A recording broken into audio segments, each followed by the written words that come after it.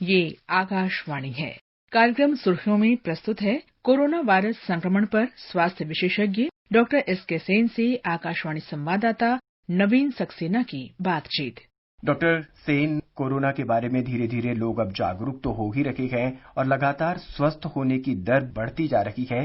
Corona से जो लोग ठीक हो रहे हैं डॉक्टर, उनमें काफी कमजोरी देखी जा रही है। तो ऐसे क्या उपाय हैं कि उनकी कमजोरी जल्द से जल्द ठीक होनी शुरू हो जाए?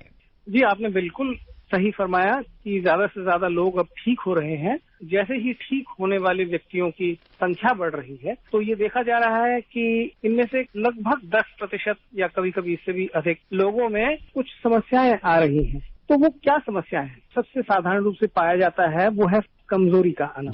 कुछ लोगों में ये भी देखा गया है कि चलने फिरने में बहुत जल्द वो थक जाते हैं या सांस फूलने लग जाता है। कुछ लोगों में वो महसूस करते हैं कि बुखार सा आ रहा है, जब नापते हैं तो बुखार चढ़ा हुआ उसमें मिलता नहीं है, थर्मोमीटर नहीं नाप सकता उससे, और पसीने आते हैं और कभी कभी माथे में दर्द होता है। ये सब जो चीजें हैं, इनको जाने में 7-8 हफ्ते लगभग लग जाते हैं। तो इसमें डरने की कोई आवश्यकता नहीं है। ये साधारणतः कुछ संख्यक लोगों में ये पाया जाता है। तो इससे जूझने की एक क्षमता हमें अगर बढ़ानी है, एक चीज और मैं बतलाना चाहूंगा कि ये समस्याएं उनमें ज्यादा होती है जो बुजुर्ग हैं और जिनको मॉडरेटली सीवियर या सीवियर डिजीज वो ठीक हुए हैं। डॉक्टर साहब, अगर इसमें किसी तरह की समस्या आती है मरीज को, तो क्या उसको डॉक्टर से मिलने की जरूरत पड़ती है? जी, वो तो आवश्यक है। अगर अस्पताल से छुट्टी हुई हो, होम आइसोलेशन में ना रहे हो, अस्पताल से छुट्टी हुई हो, तो 7 दिन के बाद स्वास्थ्य सेवा केंद्र में जाकर के डॉक्टर से संपर्क करें। और अगर ऐसी समस्याएं जो मैंने अभी गिनवाई, इनमें बहुत ज्यादा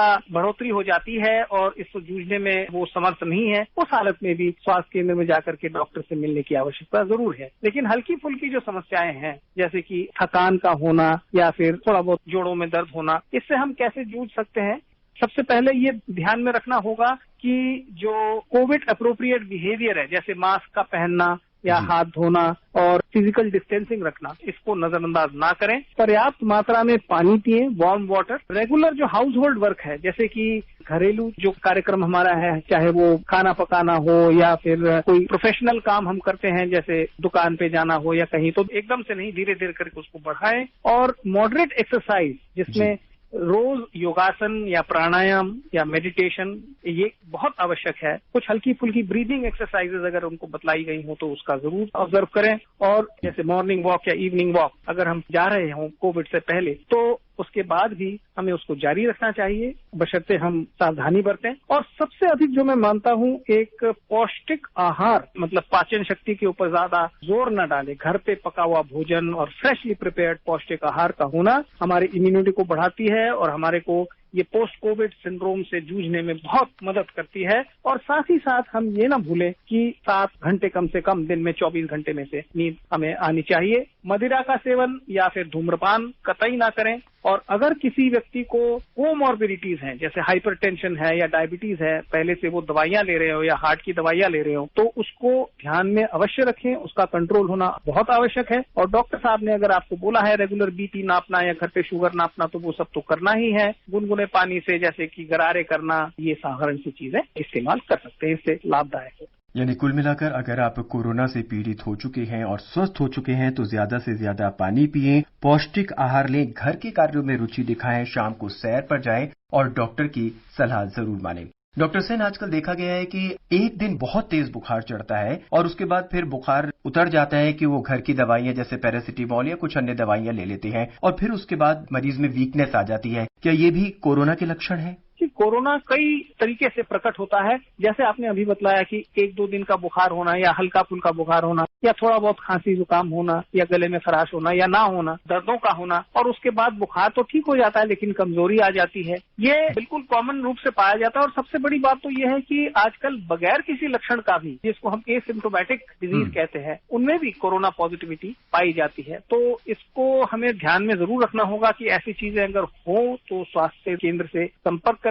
और आजकल तो मोबाइल फोन सभी के पास होता है, तो आरोग्य सेतु जो ऐप है, बहुत ही यूजर फ्रेंडली ऐप है, इसको डाउनलोड करें। इसमें हमारी जो भी सवालात हैं हम हेल्पलाइन से डिस्कस करें और अगर जरूरत पड़े तो स्वास्थ्य केंद्र से संपर्क। डॉक्टर साहब, देश में सभी आर्थिक गतिविधियां लगभग खुल चुकी हैं और कोरोना से जो बचाव है लोगों में वो भी ज्यादा से ज्यादा हो रहा है, लोग ज्यादा से ज्यादा स्वस्थ हो रहे हैं। उसके बावजूद भी बहुत से केसेस जो है वो लगातार आ रहे हैं। क्या लोग इसको अब उतनी गंभीरता से नहीं ले रहे हैं?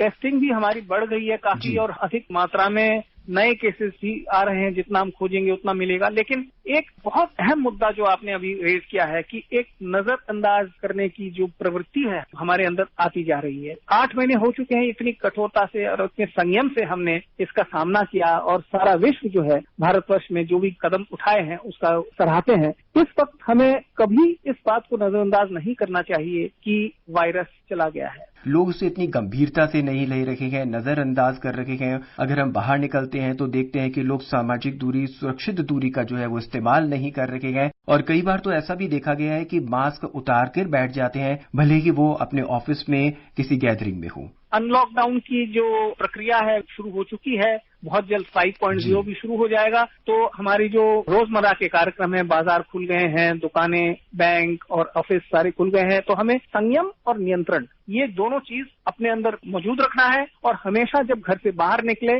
मास्क का सही उपयोग करना है। सही प्रकार का मास्क होना चाहिए और नाक और मुंह को ढके रहना चाहिए। जब तक हम वापस घर पे ना आ जाए मास्क को हम ना उतारें और किसी भी हालत में जब देखते हैं कि ठोड़ी के नीचे मास्क लटक रही है या गले में लटक रही हो, जैसे कि हम दोपहिया वाहन चलाते हैं तो हेलमेट को हम नजरअंदाज कर लेते हैं, हम लटका के हाथ में फिर चलते हैं, ऐसा कतई ना करें। देखिए ये आपके लिए और समाज के लिए दोनों के लिए ये आवश्यक है कि मास्क का हम उपयोग करें। दूरी मेंटेन करके रखना बहुत आवश्यक है और हाथ धोना, अगर हमारे पास रनिंग वाटर और साबुन नहीं है तो सैनिटाइजर अपने पास रखें और ठीक उसी प्रकार से जैसे बतलाया गया है कि उंगली के टिप्स में और उंगली के बीच में, हाथ के तलवे 20 सेकंड तक कम से कम उसका प्रयोग करें और नाक और मुंह को ना छुएं, मास्क के बाहरी हिस्से को ना छुएं। मास्क पहनने के जो तरीके हैं उसको हम अपनाएं। कनपट्टी के पीछे मास्क के इलास्टिक बैंड्स होते हैं उसको अच्छी तरह लगाए रखें और नाक और मुंह दोनों को हम ढके रखें। वापस जब घर आए तो मास्क को उतार के, अगर रीयूजेबल है तो धोने के लिए दे दें या फिर डिस्पोजेबल है तो उतार दें, फेंक दें और घर आकर के अपना हाथ धोएं, पैर धोएं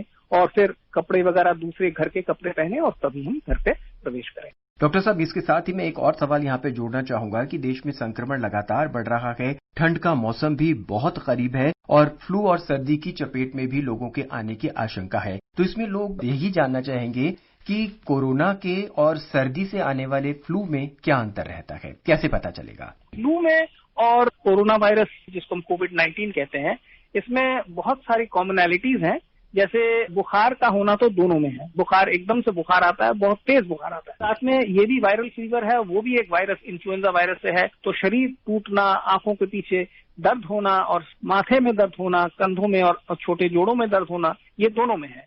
और इन्फ्लुएंजा या फ्लू के अंदर ज्यादातर छींके जुकाम भी हो सकती हैं और इसके अंदर भी छींके जुकाम हो सकती है। कभी कभी ये पता लगाना कि कौन सा है ये बहुत मुश्किल हो जाता है जब तक हम टेस्ट करके ये प्रूव न कर लें। दोनों के लिए टेस्ट आज के दिन हमारे पास मौजूद है। इन्फ्लुएंजा के लिए भी है और कोविड-19 के लिए भी है।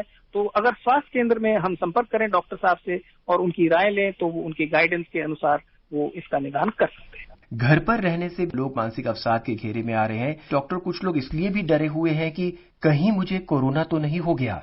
न केवल वो व्यक्ति जो कोरोना से संक्रमित होकर ठीक हो रहे हैं, लेकिन वो जिनको कोरोना नहीं हुआ है और जो उससे बचे हुए हैं, दोनों ये मानसिक अवसाद बहुत कॉमनली पाया जा रहा है। न केवल उदासी, लेकिन कभी नींद का ना आना, घबराहट का होना और कई तरह की समस्याएं मानसिक इसमें आ रही हैं। तो सबसे पहले तो ये मैं बतलाना चाहूंगा कि भय अपने अंदर से हटा दें और इसके विषय में आप ज्ञान प्राप्त करें। ये बीमारी ज्यादा से ज्यादा लोगों में ठीक हो जाती है और लगभग 20% या उससे भी कम लोग हैं जिनको अस्पताल में दाखिल होने की जरूरत पड़ती है और उसमें भी बहुत कम 1/4 लोग हैं जो कि आईसीयू में जाते हैं। अवसाद को हटाने के लिए या इसको फाइट करने के लिए सबसे बड़ी जो चीज है वो ये है कि अपने पॉजिटिव एक्सपीरियंस को अपने दोस्तों के साथ या अपने परिवार के सदस्यों के साथ साझा करें।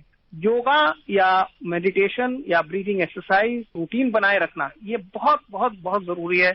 डॉक्टर साहब, इस कार्यक्रम में अपने विचार साझा करने के लिए बहुत बहुत धन्यवाद। धन्यवाद। अभी आप सुन रहे थे कोरोना वायरस संक्रमण पर स्वास्थ्य विशेषज्ञ डॉक्टर एसके सेन से आकाशवाणी संवाददाता नवीन सक्सेना की बातचीत। ये कार्यक्रम आकाशवाणी के समाचार सेवा प्रभाग द्वारा प्रस्तुत किया गया। इसे आप हमारे mobile app news on AIR पर भी सुन सकते हैं। कार्यक्रम के संबंध में आप अपनी प्रतिक्रिया हमें ईमेल कर सकते हैं। पता है airnsttalks@gmail.com। ये कार्यक्रम फिर से सुनने के लिए लॉग ऑन करें हमारी वेबसाइट newsonair.com।